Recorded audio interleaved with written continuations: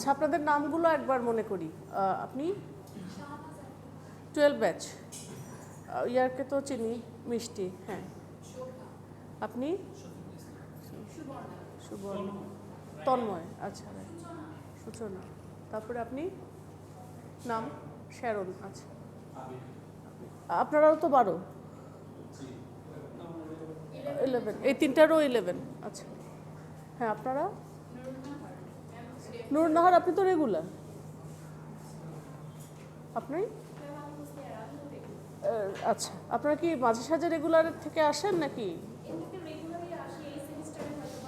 উইকেন্ডে? আচ্ছা আচ্ছা আচ্ছা আচ্ছা। এদিকে আপনাদের নাম? 11, আচ্ছা 11, রাফি, মিম। পিছনে 11, 11। আচ্ছা আপনাদের কি স্টুডেন্ট এরকমই থাকে নাকি আরও আছে? আমার তো মনে হয় 12 উইকেন্ডে যে হাসবুনা, তো 12তে হাসবুনা আক্তার, হ্যাঁ আরও তো স্টুডেন্ট আছে মনে পড়লো। তো যেটা হলো যে 11-এ বোধ হয় উইকেন্ডে মোটামুটি স্টুডেন্ট বা এরকমই আসে। তো স্যার কিন্তু কড়াকড়ি ডিরেকশন দিয়ে দিয়েছেন যে 95% অ্যাটেন্ডেন্স মেনটেন করতে হবে। আচ্ছা আমি অ্যাটেন্ডেন্স পরে করি। আর কিছু ইনস্ট্রাকশন দিয়ে দিয়েছেন আমাদেরকে। তো আমি প্রথমে ভেবেছিলাম যেহেতু এবার লিটারেচারের কোর্সে হয়তো আমি গত সেমিস্টারে আমার আর্ট অফ প্রেজেন্টেশন কোর্স ছিল রেগুলার ব্যাচের সাথে 12 আর 13, ওদেরকে আমি যেহেতু প্রেজেন্টেশনের কোর্স 2টা করে পরীক্ষা প্রেজেন্টেশন দিতে হবে, তো এটা বলেছি। তো এবার যেহেতু লিটারেচারের কোর্স ভাবছি একটা করে দিলেই হবে, বাট স্যারের নির্দেশ বাইয়া যে 2টা করে প্রেজেন্টেশন দিতে হবে। তো আমরা যেটা মেনটেন করব সেটা হলো যে একটা প্রেজেন্টেশন অবশ্যই দিবেন, আমার সাথে দেবেন, যাতে আমি ওটার উপর বেস করে নাম্বার দিতে পারি। আপনি আরেকটা যেখান থেকে দেন সমস্যা নাই, আপনার ক্লাসের ফাঁকে দিতে পারেন, আপনি বাসায় বসে দিতে পারেন, আপনাদের তো এক্সপিরিয়েন্স আছে, একবার দিয়েছেন। সো 2টা টপিকের উপরে দেন, আপনারা তো অলরেডি দিয়েইছেন, আপনাদের যে কোনো টপিক নিয়ে দিতে পারবেন। আপনার যে লিটারেচারই হতে হবে এমন না, ঠিক আছে? আর আমার আপনাদের সাথে কোর্স পড়েছে হলো 17 অ্যান্ড 18 সেঞ্চুরি লিটারেচার, তাই তো? 17 অ্যান্ড 18 সেঞ্চুরি লিটারেচার পড়তে গেলে আমাদেরকে আসলে হিস্ট্রি অফ ইংলিশ লিটারেচার জানা খুব জরুরি। হ্যাঁ জরুরি, এই জন্য বই বের করতে হবে না, আমি এখানে দেখে বলছি আর কি। দেখতে পাচ্ছেন? আচ্ছা এখানে যা আছে দেখেন। বা এখানে এটা মানে 78 আমাদের ইয়াটা হবে হলো, টার্গেট হবে হলো আমরা প্রথম থেকে শুরু করব। ইংলিশ লিটারেচার কয়টা ভাগ আছে? মোটামুটি 8টা ভাগ। প্রথম ভাগে আছে হলো ওল্ড ইংলিশ পিরিয়ড বা অ্যাংলো স্যাক্সন পিরিয়ড, এরপরে আসে হলো মিডল এজ বা মিডল ইংলিশ, তারপর আসবে রেনেসা পিরিয়ড, 4-এ আসবে নিও ক্লাসিক্যাল, 5-এ রোমান্টিক পিরিয়ড, 6-এ ভিক্টোরিয়ান, 7-এ মডার্ন এবং 8-এ পোস্ট মডার্ন। তো আমরা পড়বো হলো 1, 2 আর 3, মানে 3-এ যেহেতু আমাদের টার্গেট 3, সো 1, 2, 3টা পড়ে আমরা রেগুলার টেক্সটে চলে যাব। তো সমস্যা হলো উইকেন্ডে তো আমাদের রেগুলারের মতো 2টা করে ক্লাস পাচ্ছি না, আমাদের সময়ও কম, আমাদের হার্ডলি আমরা 5টা ক্লাস পাবো মিডের আগে, 5টা ক্লাস পাবো। জুন মাসের 7 তারিখ থেকে পরীক্ষা শুরু, 13 তারিখ পর্যন্ত। স্যার তো করেন না, প্রবলেম করেন না, উনি মনে হয় আগে না হলে পরে দিয়ে শেষ করে দেবেন। বিকজ এবারে পরীক্ষাটা এভাবে হবে, আপনারা কখনো পেয়েছেন কি না জানি না, গত বছর রোজার ঈদে এরকমটা হয়েছিল যে ঈদের আগে কিছু পরীক্ষা, ঈদের পরে কিছু পরীক্ষা। তো নাজমুল স্যার বরাবরই এগুলো ব্যাপারে মানবিক, উনি হয়তো ঈদের আগেই আপনাদের সব পরীক্ষা শেষ করে দেবেন। সো অসুবিধা হবে না, অন্য ডিপার্টমেন্টের পরীক্ষা থাকে। সো এরকম করে দিব। আর আমার সাথে যে আপনারা একটা প্রেজেন্টেশন করবেন, গতবার স্টুডেন্টরা আমাকে বলেছে যে ম্যাম শেষের দিকে দিয়ে না, প্রেজেন্টেশন চাপ পড়ে যায়। সো আমি চেষ্টা করব মিডের পরে আপনারা ইয়াগুলো দিয়ে দেবেন। আর হ্যাঁ মিডের পরে দিয়ে দেবেন, ক্লাস খুললে উইকেন্ডের ক্লাসগুলো 1-2টা ক্লাসে, বা ধরেন আমি ক্লাস নিলাম প্রতিদিন, যদি 2-1টা স্টুডেন্ট থাকেও তারা ক্লাস শেষে দিল, এরকম করে অন্তত একটা প্রেজেন্টেশন আমার সাথে দেন, এবং সেটা কি হবে আমার সাথে দিবেন প্লাস রেকর্ড হবে, ঠিক আছে? আর লিটারেচারের কোর্স নাম্বার তোলা কঠিন এরকম কিছু না, যদি ভালো মতো লিখতে পারেন সুন্দর মতো নাম্বার। আর 2-একটা সাজেস্টিভ টপিক আমি দিব, সেগুলোর উপর আমি প্রশ্নের উত্তর কেমন হতে পারে আইডিয়া দিয়ে দিব। সো সমস্যা নাই আশা করি। তো যেহেতু আমাদের 17 অ্যান্ড 18 সেঞ্চুরি লিটারেচার, আমাদের তো কিছু বই মেনটেন করতে হবে, তাই না? আমাদের টেক্সটগুলো আমি বলি নাই, 17 আর 18 সেঞ্চুরি মূলত হলো নিও ক্লাসিক্যাল পিরিয়ড। নিও ক্লাসিক্যাল পিরিয়ডের সময়কাল হলো 1660 থেকে 1785, এটার মধ্যে আবার কয়েকটা ভাগ আছে। তো নিও ক্লাসিক্যাল পিরিয়ডের এই সময়ের কয়েকটা টেক্সট আমরা পড়বো। এই সময়ের আমাদের বিখ্যাত বিখ্যাত উপন্যাস আছে। আমি টোটাল 5টা টেক্সট পড়াবো হয়তো ইনশাল্লাহ। ওয়ে অফ দ্য ওয়ার্ল্ড, তারপরে rape of the lock. Way of the world হলো একটা ড্রামা নাটক, রেপ অফ দ্য লক হলো কবিতা, আর আছে হলো রবিনসন ক্রুসো, গালিভার্স ট্রাভেলস। এগুলো জাস্ট শিশুতোষ সাহিত্য, কিন্তু আসলে এগুলোর মধ্যে আর অনেক সূক্ষ্ম সূক্ষ্ম ব্যাপার স্যাপার আছে। আর থাকবে হলো প্যারাডাইস লস্ট, গালিভার্স ট্রাভেলস, তারপরে আর কি রবিনসন ক্রুসো, এগুলো হলো আর কি নোভেলস। আর প্যারাডাইস লস্ট এটাও হলো কবিতা।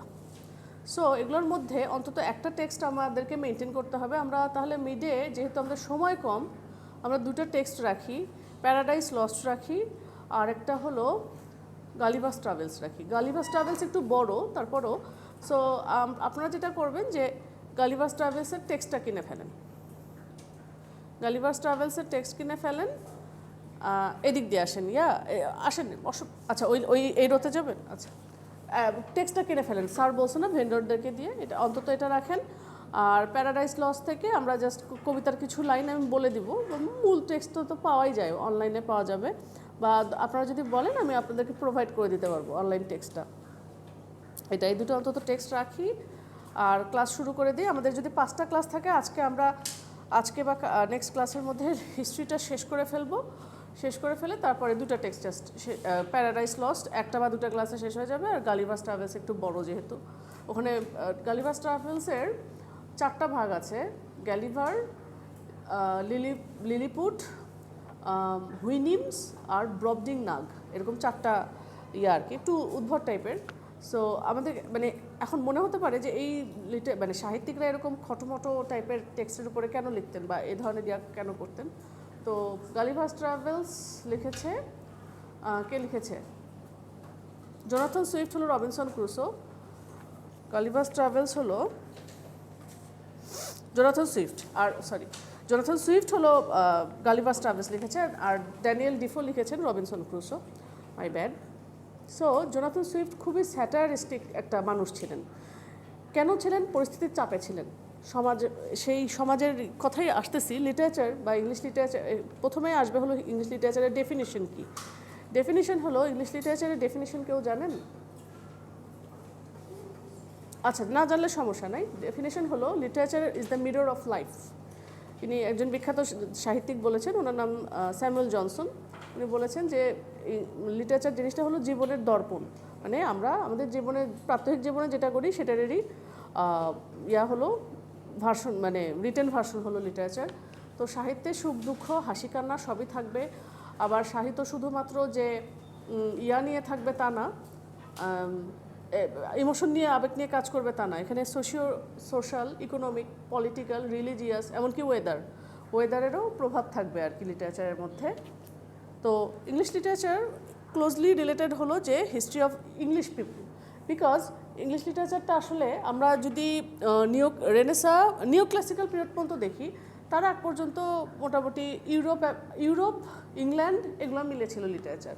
আমেরিকান লিটারেচার বা আফ্রিকান লিটারেচার বা ওয়ার্ল্ড লিটারেচার এগুলো আরও পরে আসছে। সো ইংলিশ পিপলদের লিটারেচারই এগুলো হবে। তো এটা বিজ্ঞান হয়েছে যে emergence of the English nation kept on evolving along with the social development of the nation, মানে ইংরেজ জাতির সাথে এই লিটারেচার মোটামুটি জড়িত আর কি। তো মানে ইংরেজ যে জাতি, এদের সাথে যে সেভারাল রিলিজিয়াস এবং পলিটিক্যাল চেঞ্জেস আসছে, তারপরে সায়েন্টিফিক ডিসকভারি আসছে, বৈজ্ঞানিক যে আবিষ্কার, এগুলোও লিটারেচারকে প্রভাবিত করেছে। ঠিক আছে? তো এই ধরনের হিস্ট্রিক্যাল চেঞ্জেস সেই এই ঐতিহাসিক যে চেঞ্জগুলো, পরিবর্তনগুলো, এগুলো লিটারেচারেও চেঞ্জ নিয়ে আসছে।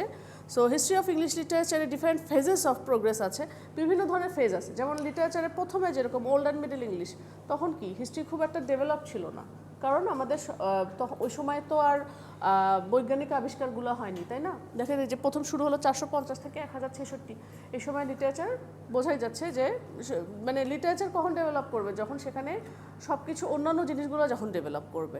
তো এগুলো এই প্রত্যেকটা ফেজকে এজ বা পিরিয়ড হিসেবে আমরা নাম দিয়েছি। তো এই নামগুলো হয় রাজা রানীর নামে, না হলে কোনো গ্রেট বিখ্যাত কোনো রাইটারের নামে, না হলে কখনো কখনো সময়ের সাথে সাথে সময়ের নামে নাম হয়েছে। তো বিভিন্ন আবার কোনো কোনো একই নাম একই এজ, বাট বিভিন্ন হিস্টোরিয়ান ঐতিহাসিক ইতিহাসবিদ বিভিন্ন নাম দিয়েছেন। এছাড়াও এক একটা এজ কোনোটা কয়েকটা ভাগে ভাগ হয়েছে। যেমন আমরা নিও ক্লাসিক্যাল এজ পড়বো বা নিও ক্লাসিক্যাল পিরিয়ড পড়বো, ওর মধ্যে 3টা ভাগ আছে, রেস্টোরেশন, অগাস্টান এজ, বা অগাস্টান এজেরও আরেকটা নাম আছে এজ অফ পোপ, আরেকটা আছে হলো এজ অফ সেন্সিবিলিটি বা এজ অফ আর কি জনসন। তো এই যে আমরা এই ভাগটা করেছি 8টা ভাগ, এই ভাগটা আসলে M.H. অ্যাব্রামস, এটা ওনার সাজেশনে করা আর কি। আচ্ছা, আমরা তাহলে মিডে তাহলে 2টা বই মেনটেন করছি। এই বইটা এটা এখন সফট কপি আছে, এটা কতটুকু আপনারা নেবেন কি না নেবেন সেটা আপনাদের উপর, বাট এটা আমাদের বাইবেল, এটা আমাদের সব সময় লাগবে। এটা এখন পড়তেছি, এখন পড়ে বের হয়ে আপনি যে কোনো ধরনের জবে যাবেন, আপনার ইন্টারভিউয়ের জন্য এর ভিতরে কোন লেখক কখন লিখেছে, কোন সময় ছিল, এগুলো মাথায় রাখা লাগবে, তখন আরও ডিটেলস লাগবে। সো এই বইটা আপনাদের সারা জীবনের সঙ্গী থাকবে, যেহেতু আপনি ইংলিশের ছাত্র বা ছাত্রী, এটা লাগবেই। আর লাগবে বই আর কি গালিভার্স ট্রাভেলসটা কেনেন, টেক্সটটা। আর আরেকটা জিনিস আপনাদের সারা জীবনের জন্য লাগবে, a glossary of literary terms, a glossary, GLOSSARY, glossary of literary LITERARY terms, TERMS, এই বইটা লাগবে। এখানে মানে বিভিন্ন ধরনের লিটারেচার, লিঙ্গুইস্টিক্স সব কিছুরই যত গ্লসারি আছে, গ্লসারি মানে হলো বিভিন্ন শব্দ যেগুলো আমরা স্বাভাবিকভাবে জানি না, এখানেও বেশ কিছু আছে গ্লসারি, যেমন simile, metaphor, fiction, non fiction, allegory, এই হিস্ট্রির আগে দিয়ে আছে। আচ্ছা, এই ভাগগুলো তাহলে আমরা দেখলাম। এক একটা এজের আবার কয়েকটা করে ভাগ আছে, যেমন মিডল ইংলিশে 2টা ভাগ আছে, Anglo Norman, age of Chaucer. 3 আবার যে রেনেসা পিরিয়ড, রেনেসা হলো রেনেসার মধ্যে এলিজাবেথান এজ, এটাকে আবার ইংলিশ লিটারেচারের গোল্ডেন এজ বলা হয়, গোল্ডেন এরা, খুব সবচেয়ে স্বর্ণযুগ, সবচেয়ে ডেভেলপ করছে ওই সময়। তারপরে আছে জ্যাকোবিয়ান এজ, ওটার মধ্যে আবার 4টা ভাগ, জ্যাকোবিয়ান, ক্যারোলাইন, কমনওয়েলথ পিরিয়ড। আচ্ছা, এই M.H. অ্যাব্রামসের যে ভাগটা, বিভাজনটা, এর মধ্যে তো 4টা করে দেখতেছি, কোনোটাতে 2টা করে দেখতেছি, আবার কোনো মানে হিস্টোরিয়ান তারা আবার আরও কয়েকটা 2-1টা বেশি ভাগ দিয়েছে।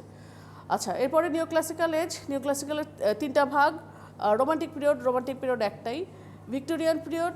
আচ্ছা দেখেন, এই যে এলিজাবেথান এজ রানীর নামে, তারপরে এলিজাবেথানিয়ান এজের আরেকটা নাম আছে শেষের দিকে, শেক্সপিয়ারিয়ান এজ, জ্যাকোবিয়ান এজ রাজা জ্যাকবের নামে, ক্যারোলাইন এজ, ক্যারোলাইন হলো চার্লস, রাজা চার্লসের নাম থেকে ক্যারোলাইন আসছে। আর কমনওয়েলথ পিরিয়ড হলো কমনওয়েলথ সংস্থাটা তখন গড়ে উঠেছে সেই থেকে। নিও ক্লাসিক্যাল মানে হলো ক্লাসিক্যাল লিটারেচার নতুন করে, নিও মানে নিউ। আচ্ছা, সেটা হলো রেস্টোরেশন পিরিয়ড কি আমরা যখন পড়বো তখন দেখবেন। অগাস্টান এজ অথবা এজ অফ পোপ, অগাস্টান হলো রাজা অগাস্টাস, আর এজ অফ পোপ হলো আলেকজান্ডার পোপ, যার টেক্সট আমরা পড়বো রেপ অফ দ্য লক। আর আছে হলো age of sensibility or the age of Johnson, Samuel Johnson তার নামে, বা এজ অফ সেন্সিবিলিটি এই নামে। আচ্ছা, এখন আমরা শুরু করি ওল্ড ইংলিশ দিয়ে। হ্যাঁ, ওল্ড ইংলিশ হলো এই এজটা আসলে 5th সেঞ্চুরি। আচ্ছা, একটা সেঞ্চুরির আমাদের নিয়ম হলো ধরেন 450 সালটা লেখা 450, সেঞ্চুরি হবে হলো 500 সেঞ্চুরি। হ্যাঁ, 100 বছর পরের করে ধরে হবে 1066 11th সেঞ্চুরি পর্যন্ত। তাহলে 450 থেকে 11th সেঞ্চুরি পর্যন্ত এটা হয়েছে। এই সময় যেটা হয়েছিল যে জার্মানির জিউটস, অ্যাঙ্গলস এবং স্যাক্সনস নামে 3টা ট্রাইব, এগুলো অত জরুরি না, বাট একটা হিস্ট্রির আইডিয়া দেওয়ার জন্য আমি বলছি। এগুলো 3টা ট্রাইব, এরা ইংল্যান্ডে আসছে, ইংল্যান্ডে এসে তারা রাজ করেছে। আগে ইংল্যান্ড এত উন্নত ছিল না, আর ওই সময়ের কালচারটা ছিল অ্যাডভেঞ্চার, তারপরে যুদ্ধ, এই সমস্ত শৌর্যবীর্য, হিরোইজম বলতে বোঝাতো যে মারধর, যুদ্ধ বিগ্রহ, এগুলো। তো ওরা এসে জার্মানি থেকে ওরা আসছে, ওরা ইংলিশ ট্রাইব যারা, তাদেরকে হটায় বা পরাজিত করে ক্ষমতায় আহরণ করেছে। তারা 1066 সাল পর্যন্ত ক্ষমতায় ছিল। 1066-তে যেটা হয়েছে, নরম্যান্ডি একটা এরিয়া আর কি, ওটা ফ্রান্সের। তো ওখানে ফ্রান্সের লোকেরা এসে তারপরে ক্ষমতা নিয়েছে। সো প্রথমে জার্মানরা রাজ করছে, তারপরে ফ্রান্সের ইয়া থেকে করছে, এই দুটো হলো মিলে অ্যাংলো স্যাক্সন পিরিয়ড। তো এই সময়ের ফিচারগুলো কি, মূল ইম্পর্টেন্ট ফ্যাক্টগুলো কি? Christianization of pagan tribes began in England. আচ্ছা, আমরা জানি কি ইংরেজ জাতি, ওদের ধর্ম হলো খ্রিস্টান। সো এখন খ্রিস্টান ধর্মের আগে কি ছিল প্রশ্ন আসতে পারে। খ্রিস্টান ধর্মের আগে একটা ইয়া ছিল, সেটা ছিল প্যাগানিজম। প্যাগানিজম কি জিনিস বা প্যান্থিস্ট, এই ইয়াটা কি? যারা প্রকৃতি পূজা করে, প্রকৃতির উপাসক। প্যাগানিজমের কিছু ক্যারেক্টারিস্টিক্স আছে, যেমন এই ধর্মের যে অনুসারীরা তারা মনে করে যে আমাদের জীবন ভাগ্যের দ্বারা নিয়ন্ত্রিত, ভাগ্যের দ্বারা নিয়ন্ত্রিত। সো ভাগ্যে যা আছে সেটাই হচ্ছে আর কি। সো এই ধরনের একটা ইয়া ছিল আর কি, পৌত্তলিক, তারা বিভিন্ন অনেক গড তাদের কাছে। হিন্দু ধর্মে যেরকম অনেক গড সেরকম। তো এখান থেকে আস্তে আস্তে খ্রিস্টান ধর্মের দিকে মানুষ নিয়ে গেছে ওদেরকে। তারপরে কি হয়েছে, 7th সেঞ্চুরিতে ক্রিশ্চিয়ান অথরিটি এস্টাবলিশড মনাস্টারিজ। আচ্ছা, 7th সেঞ্চুরির দিকে ওই বিভিন্ন ধরনের গির্জা টির্জা এগুলো ইংল্যান্ডে প্রতিষ্ঠা করেছে। সো এই সময় ওই গির্জাগুলোতে লিটারেচার তখন প্র্যাকটিস করা হতো। ওখানে শিক্ষা দীক্ষা তখন আগে প্রথমে থেকে গির্জায় পড়াশোনা করানো হতো। কিসের পড়াশোনা? এই যে যেরকম খ্রিস্টান কিছু লোক আছে না আমাদের দেশে এসে ধর্ম পরিবর্তন করে মানুষদেরকে খ্রিস্টান করার মিশনারিগুলো আসে, ওই টাইপের। ওখানে উল্টা ইয়া হয়েছে আর কি। ওরা অন্য ধর্মের ছিল, ওদেরকে খ্রিস্টান বানানোর জন্য ওরা চার্চে একটা প্র্যাকটিস করেছে। এবং লিটারেচার সে সময় ওরাল ভাষায় ছিল, তখন লেখালেখির অত তো প্রচলন ছিল না, স্লেট ওগুলো হয় নাই। সো এরকম ছিল। এরপরে 3 নাম্বার, আলফ্রেড দ্য গ্রেট। উনি একজন বিখ্যাত রুলার ছিলেন ইংল্যান্ডে। ওনার রেইনের ইয়ার ছিল 871 থেকে 901। এই সময় উনি শিক্ষার খুব প্রচার প্রসার ঘটান এবং উনি একটা জিনিসে অবদান রেখেছেন, সেটা হলো দ্য অ্যাংলো স্যাক্সন ক্রনিকল। বা ওখানে সব কিছু লিপিবদ্ধ আছে, সেই সময় কী হয়েছে, লিটারেচারে কতটুকু ডেভেলপ হয়েছে, এরকম একটা ক্রনিকল বা বই লিখতে উনি সাহায্য করেছেন। সো বোঝাই যাচ্ছে যে রাজা বাদশাহ মানুষ, সে লিটারেচারে এরকম সাহায্য করে গেছে। এটা হলো মোটামুটি ওল্ড ইংলিশের সময়কার ঘটনা। মেজর লিটারারি ওয়ার্কস এই সময় ছিল বেওলফ, দ্য ওয়ান্ডারার, দ্য সিফেয়ারার। এই টেক্সটটা হয়তো আপনারা এক সময় পড়বেন, বলে রাখছি, অলরেডি পড়েছেন। হ্যাঁ, wanderer, seafarer, husband message, wife's lament, এগুলো ছিল। তারপর এই যে অ্যাংলো স্যাক্সন ক্রনিকলটা লিখেছেন অ্যালফ্রেড দ্য গ্রেট, কম্পাইল করেছেন। এটাকে আর্লিয়েস্ট প্রোজ মানে গদ্য বলা হয় ইংরেজি সাহিত্যে। এই সময়ের মেইন ফিচারগুলো ছিল, এই ফিচারগুলো আমাকে জানতে হবে, কোন এজে কী ছিল, এটা একটু মাথায় রাখলে না আপনি যখন ইন্টারভিউয়ে যাবেন তখন আপনার মাথায় জাস্ট ক্লিয়ার আইডিয়াটা থাকবে, এই সময় এটা হয়েছিল না হয়েছিল। আসলে এগুলো গল্পের মতো আর কি। হয়তো প্রথমের দিকে কঠিন মনে হতে পারে যে কোন এজের সাথে আবার কোন এজ গুলায় ফেলবো। আপনারা কি কোথাও নামরোলগুলো লিখতেছেন খাতায়? আচ্ছা, আমি তাহলে জিজ্ঞেস করলে আপনারা জাস্ট প্রেজেন্ট ইয়া দিন, আমি অ্যাটেন্ডেন্স মেনটেন করছি। ও হ্যাঁ, রেজিস্ট্রেশন সবার হয়ও নেই, তারপরও আমি ইয়া করে নাম বলে আমার কাছে আছে, আমার কাছে লিস্ট। আচ্ছা, মেইন লিটারারি ফিচার ছিল এই সময় যে সাহিত্যকর্মগুলো সেগুলো নামহীনভাবে প্রকাশ হতো। যেমন আমরা ওল্ড ইংলিশ আপনারা পড়েছেন, বললেন বেওলফ পড়েছেন, বেওলফের রাইটার আমরা জানি না, অ্যানোনিমাস আমরা জানি না। তারপরে এই সময় লিটারেচারে প্যাগানিজম ডমিনেট করেছে, যদিও বেওলফে আমরা ক্রিশ্চিয়ান এলিমেন্টও পেয়েছি, দুটোই ছিল। প্যাগানিজম ছিল বেওলফে, যেরকম সুপার ন্যাচারাল এলিমেন্ট থাকে প্যাগানিজমে, ওটা ছিল। প্রকৃতি পূজা টুজা তো ওগুলো আছেই। ফেটের ব্যাপারে ছিল, মানে উইয়ার্ড বলে আর কি ওই শব্দটা, WYRD, ফেট, এটার ইয়া ছিল। হ্যাঁ হ্যাঁ, ওগুলা ছিল। তারপর আর ক্রিশ্চিয়ানিটিও ছিল সেই সাথে। তারপরে স্ট্রং বিলিফ ইন, এই যে 3 number, strong belief in fate is reflected, ভাগ্যে বেশি বিশ্বাস করতো, বিকজ এটা একটা প্যাগান এলিমেন্ট। তারপরে number 4, evil is symbolized by monsters. আমরা আমাদের জীবনের শত্রু বলতে তাহলে তখন সিম্বলাইজ করা হতো মনস্টার বা দৈত্যদেরকে। আসলে তো মানুষের জীবনের শত্রু আরেকটা মানুষ, নাহলে আমি নিজেই, মানুষের নিজেরই। রোমান্টিক লাভ সে সময় অ্যাবসেন্ট ছিল। রোমান্স বা রোমান্টিক লাভ বলতে আমরা প্রেম ভালোবাসা বুঝি, রোমান্টিক লাভ আসলে ওই জিনিস না। রোমান্টিক লাভ হলো একটা রোমান্টিক এজ, মানে হলো একটা লিটারারি টার্ম, এটা একটা এক ধরনের ভাবাদর্শ বা আইডিওলজি। এখানে প্যাস্টোরাল বা গ্রামীণ এলিমেন্ট থাকবে। ওই রোমান্টিক ব্যাপারটাও হলো, এজটাও হলো আবার প্যাগানিজমের ফ্লেভার নিয়ে এসেছে রোমান্টিক পিরিয়ডে 1798। সেই সময় যেটা হয়, সেই সময়কার সাহিত্যিক ছিলেন ওয়ার্ডসওয়ার্থ, কিটস, শেলি, এরা ছিলেন। তো তারপরে কোলরিজ, এরা কি করতেন, প্রকৃতির উপর বেস করে কবিতা লিখেছেন।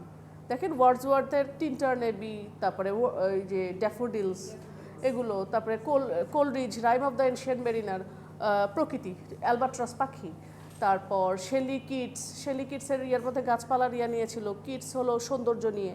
সো এগুলো সব প্রকৃতি নিয়ে, প্রকৃতি পূজা আবার ফিরে এসেছিল। সো এগুলো প্যাগান এলিমেন্ট। তারপরে রোমান্স ওই জিনিসটা এরকম ছিল না, অ্যাবসেন্ট ছিল। তো attitude two women is respectful, মহিলাদেরকে সম্মান করে চলা হতো, বিকজ সেই সময় যুদ্ধ বিগ্রহই বেশি ছিল, তো প্রেম ভালোবাসাটা অত জমে নাই। তারপরে এই যে হিরোইক ইয়াটা, যে সি অ্যাডভেঞ্চার, স্যাভেজরি, হিরোইক অ্যাক্টিভিটি, এগুলোকে বেশি সম্মান দেওয়া হয়েছে। Number 8, use of more metaphors and less simile, এটা এই সময় প্র্যাকটিস হয়েছে। যে সিমিলি মেটাফোর তো আমরা জানি, সিমিলি মেটাফোরের সংজ্ঞা হলো মাই love is a red rose, এটা হলো মেটাফোর, যে সরাসরি না, একটু ইনডাইরেক্ট। আর my love is like a red rose, like দিয়ে যে ইয়াগুলো, his love is red as rose, এরকম অ্যাজ যেহেতু এটা হলো সিমিলি। আচ্ছা, এরকম তো সিমিলি মেটাফোরের মধ্যে মেটাফোরের ইউজ বেশি ছিল, অ্যালিটারেশন ইউজ করা হতো বেশি। অ্যালিটারেশন কী জিনিস? পিটার পাইপার, পিটার পিকলস, তারপরে sea shells on the sea shore, সে সমুদ্রে ঝিনুক বিক্রি করে, এস আর এর ব্যবহার। আবার বাংলায় বলতে গেলে পাখি পাকা পেঁপে খায়, অ্যালিটারেশন, এগুলো সব কি হলো? Repetition of initial sound, vowel না, ভাওয়েল হলো AEIOU, এগুলো বাদে যে শব্দটা ইয়া দিয়ে, যে সিলেবল দিয়ে, এটার বেশি ইউজ ছিল। এই সময় আবার আরেকটা জিনিসের ব্যবহার ছিল, সেটা হলো কেনিংস জিনিসটা কি? দুইটা ওয়ার্ড দিয়ে একটা কম্পাউন্ড, একটা জটিল শব্দ, যৌগিক শব্দ ব্যবহার করা, যেটা একটা সিঙ্গেল জিনিস বোঝাতে ব্যবহার করা হবে। যেমন সি বা সমুদ্র বোঝাতে বলা হতো হোয়েল রোড, মানে তিমির রাস্তা। কথা সত্যি, তিমির রাস্তা তো সমুদ্রই। লোফ গিভার মানে হলো রাজা। লোফ মানে হলো ব্রেড, যে ব্রেডের যোগান দেয় সে হলো রাজা। সো ওই সময় তো গড বলতে ওই রাজাকেও বুঝাইছে সেই হিসেবে। লাইফ হাউস মানে কি? জীবনের হাউস, বডিকে বুঝিয়েছে। সোল ডেস্ট্রয়ার, এটাকে মনস্টার হিসেবে বুঝিয়েছে। তারপরে ভার্স লাইন্সের ওই যে অমিত্রাক্ষর ছন্দগুলো, এন্ড রাইম, এই যে সনেটে যেরকম ABAB CDCD EFEFGG, লাইনের শেষে যে রাইমগুলো, ওগুলো ছিল না তখন। সো এগুলো ইগনোর করা হয়েছে। সো আগেকার দিনের ইয়াটা, এমনকি ওল্ড ইংলিশে এই ইয়াগুলোও, লেখালেখিগুলো, আমরা যে বেউলফের পাণ্ডুলিপি বা টেক্সটটা পাইছি, পাথরের গায়ে লেখা ছিল, তারপরে গাছের পাতার গায়ে লেখা ছিল, নলখাগড়া বা প্যাপিরাস বলে, এগুলোর গায়ে লেখা ছিল। ওগুলা সবগুলো একসাথে কালেক্ট করে ব্রিটিশ মিউজিয়ামে, ইংল্যান্ডের মিউজিয়ামে রাখা আছে। এক্সেটার বুক হাউস নামে একটা লাইব্রেরিতে আছে, এক্সেটার লাইব্রেরিতে। এরপরে আসবে হলো মিডল এজে যেটা হয়েছে যে 1066 থেকে 1066 থেকে 1500, এই সময় নরমান কনকোয়েস্ট হয়েছে 1066 সালে, এবং 15th সেঞ্চুরির শেষ পর্যন্ত এটা ছিল। তো দুইটা আবার সাব ডিভাইডেড গ্রুপ ছিল। একটার নাম হলো অ্যাংলো নরমান পিরিয়ড, আরেকটার নাম হলো age of Chaucer. Anglo Norman হলো 1066 থেকে 1340 পর্যন্ত, বিকজ এই সময় নরমান্ডি থেকে আসছিল লোকজন, এরা আসলে ছিল ফ্রেঞ্চ মানুষ। এ সময় ফ্রেঞ্চ ডায়ালেক্ট ইউজ হতো, আইন আদালতে এই ভাষা ব্যবহার করা হতো। আর 1340 থেকে 1400 বা শেষ পর্যন্ত ছিল এজ অফ চসার ছিল, বিকজ এই সময় জিওফ্রে চসার ডমিনেট করেছিলেন। 1340 থেকে 1400-র মধ্যে আমরা ক্যান্টারবেরি টেলস নামে একটা টেক্সট পেয়েছি জিওফ্রে চসারের। আসলে এই লোকটাকে কেন অগ্রদূত বলা হয় সেটা একটা কারণ আছে। এর আগ পর্যন্ত আমরা দেখলাম না যে ফ্রেঞ্চ ভাষায় সব ইয়া ছিল, ইংল্যান্ডের মতো জায়গায়। তো জিওফ্রে চসার কী করেছেন, উনি এসে একটা জিহাদ শুরু করে দিয়েছেন আর কি, যে আমরা ইংলিশ মানুষ, আমরা কেন ফ্রেঞ্চে কথা বলবো। উনি প্রথম সাহস করেছিলেন ইংলিশে লেখার জন্য, দ্যাটস ওয়াই ওনার এই নামে ইয়া করা হয়। তো মিডল এজের যে প্রথমের দিকের অংশটাকে ডার্ক এজও বলা হয়, বিকজ এই সময় তেমন কোনো লিটারারি টেক্সট কোনো কিছু ছিল না, অন্ধকারাচ্ছন্ন যুগ, এই জন্য, বিকজ সাহিত্যে কেউ কিছু লেখেন নাই। তো এই সময়ের কিছু ইম্পর্টেন্ট ঘটনা আছে, এই জিনিসগুলো খুব ইম্পর্টেন্ট, বিকজ এই জিনিসগুলোই আস্তে আস্তে ইংল্যান্ডের যে গোল্ডেন ইরা বা এজের দিকে নিয়ে গিয়েছে। সেটা প্রথমে কি, এই যে আমরা সংসদ বলি, আমাদের দেশে একটা সংসদ আছে, তো সারা পৃথিবীতেই সংসদ আছে। তো ইংলিশ যে পার্লামেন্টটা বা সংসদটা সর্বপ্রথম 1295, অনেক আগে, সে 1300 সালেরও আগে গঠিত হয়েছে। আচ্ছা, এই সময় আরেকটা জিনিস ছিল ধর্মযুদ্ধ বা ক্রুসেড। ধর্মযুদ্ধের ইংলিশ হলো ক্রুসেড। সেটা কি, যে আমার ধর্ম ভালো, এই যে এই ধর্মের যে সুপিরিয়রিটির জন্য বিভিন্ন ধর্মের মধ্যে হয়। তো ওই সময় হয়েছিল মুসলমান আর খ্রিস্টানদের মধ্যে 100 বছর ধরে একটা যুদ্ধ হয়েছিল, সেটা 11th আর 13th সেঞ্চুরির মধ্যে হয়েছে। সো একটা ক্রুসেডের ব্যাপার ছিল, পার্লামেন্ট প্রথম গঠিত হলো। তারপরে আরেকটা জিনিস, ওই সময়ে 1300-1400 সাল পর্যন্ত ক্ষমতায় কারা থাকতো? রাজা বাদশারা। সো রাজা বাদশার যে এই একচ্ছত্র আধিপত্য, এটাকে বলা হয় মোনার্কি বা রাজতন্ত্র। তো এই রাজতন্ত্রের ক্ষমতাটা ছোট করে দিয়েছে, পাওয়ারটা কার্টেইল বা রিডিউস করে দেওয়া হয়েছে, সেটা একটা চুক্তির মাধ্যমে। সেই চুক্তির নাম হলো ম্যাগনা কার্টা। এটা একটা খুবই যেটাতে রাজা বাদশাদের হয়। এখন যেরকম যে আমরা যে ইংল্যান্ডে যে প্রিন্স চার্লস, হ্যারি, টেরি, এদের কোনো কিছু নেই, খালি নামে এরা রাজা বাদশা। আগে এগুলা আরও বেশি পাওয়ার ছিল, এখন তো আর ক্ষমতায় ওরা না। এখন হলো ইংল্যান্ডে অন্য যে আছে আর কি, তারা আছে, পার্লামেন্টের যে গণতন্ত্র আছে। সো ম্যাগনা কার্টাটা কার্টেল করেছে 1215-তে। তারপরে 1362 সালে যে ইংলিশ যে ভাষাটা, 1362, তার মানে এই সময় নাগাদ জিওফ্রে চসার রুল ছেড়েছেন যে ইংলিশ ভাষায় মানুষ কথা বলবে ইংল্যান্ডে। তারপর ফিউডাল সিস্টেম, সেটা কি? সামন্তবাদ। সামন্তবাদ কি? সামন্ত ব্যবস্থা, সেটা বাধাপ্রাপ্ত হয়েছে ব্ল্যাক ডেথ বা কালা জ্বরের জন্য। কালা জ্বর হলো এক ধরনের প্লেগ বা মানে বিশাল মহামারী আকারে একটা রোগ। সেটা হলো ওই ইঁদুরের মাধ্যমে ছড়িয়েছে। সে সময় তো চিকিৎসা ব্যবস্থাও ভালো ছিল না। সো চিকিৎসা ছিল না জন্য ইঁদুরের থেকে অনেক মানুষ সাফার করেছে এবং প্রায় মানে মিলিয়নস অফ পিপল মারা গিয়েছে এই 1 বছরের মধ্যে। তো আর ফিউডাল সিস্টেমটা কি? ফিউডাল সিস্টেমটা হলো জমিদারি প্রথা। জমিদারের কি আমরা ওই যে সিপাহী বিদ্রোহ বা ওই সময় যে দেখেছি, নীল চাষ করা হতো মীর মোশাররফ হোসেনের OHSC-তে আমরা দেখেছি। সেটা কি? ওই জমিদাররা প্রজাদের কিছু জমি বর্গা দিত, যে এখান থেকে আমার এইটুকু ফসল এইটুকু সময়ের মধ্যে জমা দিতে হবে। সেটার একটা আইন ছিল, সূর্যাস্ত আইন। ওর মধ্যে আমাকে জমা দিতে না পারলে তুমি যেটার উপর বর্গা দিয়ে রাখছি তোমাকে, সেটা আমি বাজেয়াপ্ত করে ফেলবো, মানে তোমার ইনকাম শেষ। সো এরকম একটা ভয়াবহ একটা ছিল। তো এটা আবার ন্যাচারালি বাধাপ্রাপ্ত হয়েছে ব্ল্যাক ডেথ বা কালা জ্বরের জন্য। আচ্ছা, তাহলে দেখেন বেশ বড় ঘটনা ঘটেছে। 14th সেঞ্চুরিতে reformation of English church began under the leadership of John Wycliffe. এর আগ পর্যন্ত চার্চে দুটা গ্রুপের ক্ষমতার নিয়ে লড়াই ছিল সেই সময়। একটা হলো মোনার্কি বা রাজতন্ত্র, আরেকটা হলো রিলিজিয়ানের কি হয়েছে? ভ্যাটিকান সিটি বা ইটালির ভ্যাটিকান সিটি থেকে যে পোপ বা ধর্মগুরু, সে ছড়ি ঘুরাতো ওই ইংল্যান্ডের রাজাদের উপরে। সো এই জিনিসটা তো রাজারা মানবে না, সেই কমিয়ে ফেলেছে। সেটা রিফর্ম করেছে জন ওয়াইক্লিফ নামে এক ব্যক্তি। তারপরে কুইন এলিজাবেথ, অ্যাটেন্ডেন্স নেবেন? আচ্ছা, বলেন।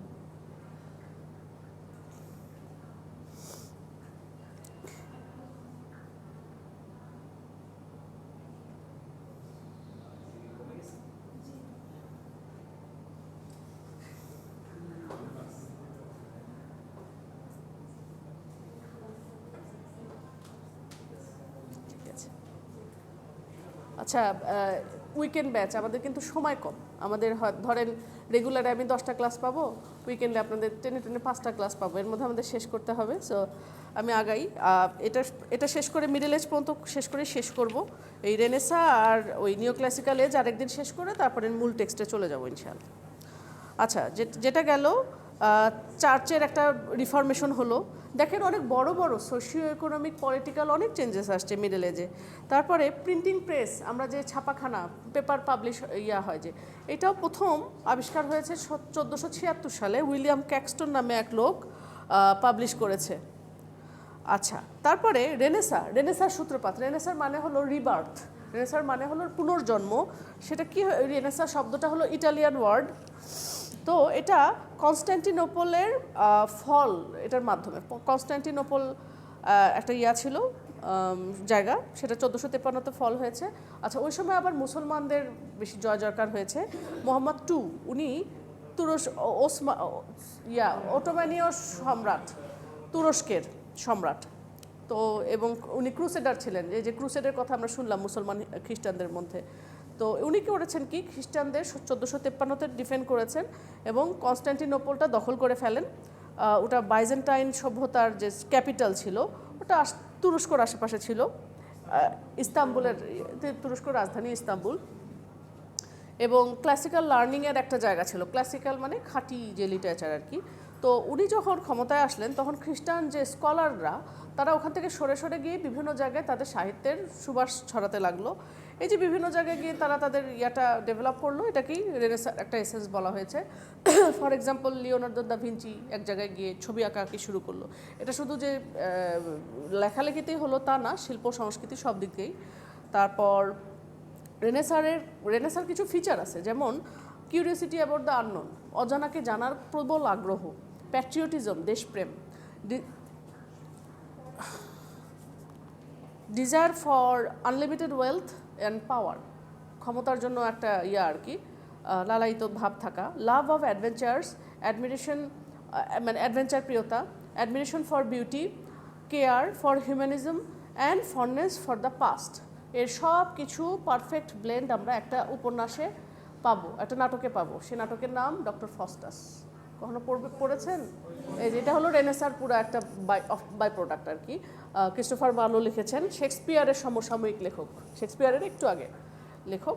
তারপর আরেকটা ইম্পর্টেন্ট হলো ক্রিস্টোফার কলম্বাস, উনি আমেরিকা আবিষ্কার করেন 1492-এ, এবং ভাস্কো ডা গামা ভারতে ওনার আগমন হয় 1498। এরকম করে ভারতও আবিষ্কার হলো, আমেরিকারও আবিষ্কার হলো। এই পিরিয়ডে কোপার্নিকাস আবার প্রমাণ করে দেন যে সূর্যের চারিদিকে বাকি গ্রহ নক্ষত্রগুলো ঘুরতে থাকে। আর এই সময়কার মেজর রাইটার ছিল John Gower, John Wycliffe, Geoffrey Chaucer, William Langland, sir Thomas Malory. আচ্ছা, এই সময় লিটারারি ফিচার কী ছিল সেটা একটু দেখি। Poetry serves as the main genre. এই সময় আসলে কবিতা লেখা হতো মিডল এজে, নাটক উপন্যাসের ইয়াটা তখনও চল আসে নাই। Prose in English gets a strong foundation, আস্তে আস্তে গদ্যরীতির ডেভেলপমেন্ট হচ্ছিল। ইংলিশ ল্যাঙ্গুয়েজ একটা কনসিডারেবল স্ট্যান্ডার্ডে এসেছে, যদিও ওল্ড স্পেলিং কন্টিনিউ করতেছিল, মানে ইংরেজি ভাষাটা একটু আস্তে আস্তে ডেভেলপ করছিল, যেহেতু কেবলই ফ্রেঞ্চ ভাষা থেকে প্রভাবমুক্ত হয়ে আসছে। নাটকগুলো mystery play, morality play, interlude এগুলো হিসেবে হতো। সেগুলো কি রিলিজিয়াস টাইপের নাটক, যেমন যে যীশু খ্রিস্টের কাহিনীগুলো, ধর্মীয় যে ইয়াগুলো, এগুলোর উপর বেস করে নাটক হতো। শেক্সপিয়ারের মতো রসকস নিয়ে নাটক ওরকম হয়নি। রাইটার্স এই সময়ে কাদের দ্বারা ইনফ্লুয়েন্স ছিল? দান্তে, পেত্রার্ক এবং বোকাসিও। এরা তিনজন ইতালিয়ান সাহিত্যিক। যেমন পেত্রার্কের পরিচয়, উনি সনেটের প্রবর্তক।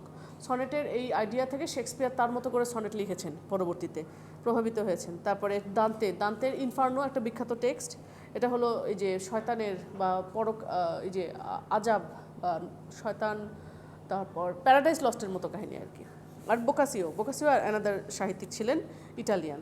লাভ, শিভালরি, রিলিজিয়ন এগুলো নিয়েই লিটারারি সাবজেক্ট ছিল, প্রেম ভালোবাসা, তারপরে যুদ্ধবিগ্রহ, শিভালরি, শৌর্যবীর্য আর ধর্ম। আচ্ছা, আর কি আছে? The spirit of romance dominates this age. রোমান্সের একটা স্পিরিট, রোমান্সের স্পিরিট হলো প্রকৃতি প্রেম, তারপরে প্যাস্টোরাল একটা সেটিং, এগুলো। ইউজ অফ পেন্টামিটার, 10 লাইনের 10 syllables ইন ইচ লাইন, 10 লাইনের একটা কবিতার ছন্দ, এগুলো শুরু হয়েছে। তারপরে এন্ড রাইম ইন্ট্রোডিউসড, কবিতার শেষে ছন্দের ইন্ট্রোডাকশন শুরু হয়েছে। স্ট্রেসড অ্যালিটারেশন ডিসকার্ড করা হয়েছে, অ্যালিটারেশনগুলোকে হটিয়ে সেখানে হিউমার, আয়রনি এবং স্যাটায়ারের আস্তে আস্তে প্রচলন শুরু হলো। এখন আপনাদের কাছে মনে হতে পারে যে আমরা যে নিও ক্লাসিক্যাল এজে পড়বো, যে ওই নিও ক্লাসিক্যাল এজ পুরোই স্যাটায়ার, আয়রনি, এগুলো জিনিস। এই জিনিসগুলো কেন করেছেন সাহিত্যিকরা? বিকজ সমাজের একটা মেসেজ দেওয়ার জন্য, সমাজকে চেঞ্জ করার জন্য। ওনারা তো আর ওরকম যুদ্ধ মারামারি করে করতে পারবেন না, ওনারা লেখার মাধ্যমে চেষ্টা করেছেন। যেমন ফর এক্সাম্পল জোনাথন সুইফট প্রচণ্ড রকমের স্যাটারিস্ট ছিলেন। এই যে গালিভার ট্রাভেস আমরা পড়ি, শিশুতোষ বই, এই সেই। আসলে হলো মডেস্ট প্রপোজাল নামে একটা বই লিখছিলেন উনি, মানে সমাজকে চেঞ্জ করার জন্য এমন করছেন, দারিদ্র্য দূর করার জন্য একটা বুদ্ধি দিচ্ছেন। বলে যে আমরা আমাদের সন্তানদেরকে বা বাচ্চাদেরকে, খুবই গ্রেভ একটা সিনারিও, বেঁচে দিতে পারি ইয়ার জন্য, এরকম স্যাটারিস্ট ছিলেন আর কি। সো ওই সময় সমাজে তার মানে বোঝা যাচ্ছে যে অসঙ্গতি, নানা ধরনের অসঙ্গতি দেখা দিয়েছিল আর কি। এক একটা সমাজে না এক একভাবে আপস অ্যান্ড ডাউনস হয়েছে।